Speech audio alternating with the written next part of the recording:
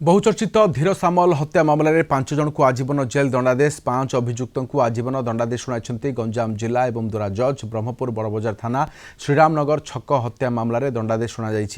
2010 रे बोमामाड़ करने पर युवक को हाणि हत्या करा मामलें 7 जन को गिरफ्त करथिला बड़बजार थाना पुलिस 7 अभियुक्त मध्य 5 जन को आजीवन और ता सहित 2 जन को निर्दोष रे खलास करा आज धीर सामल मर्डर केस राय प्रकाश पाई यही घटना 22/7/2010 घटी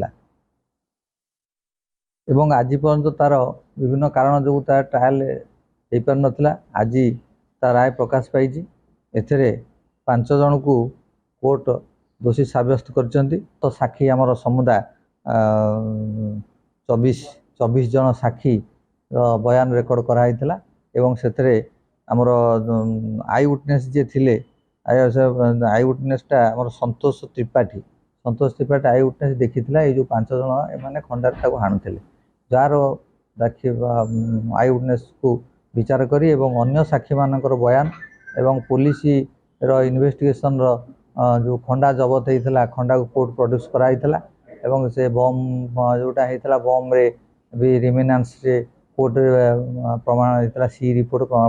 दिखाई समस्त भित्ति कोर्ट आज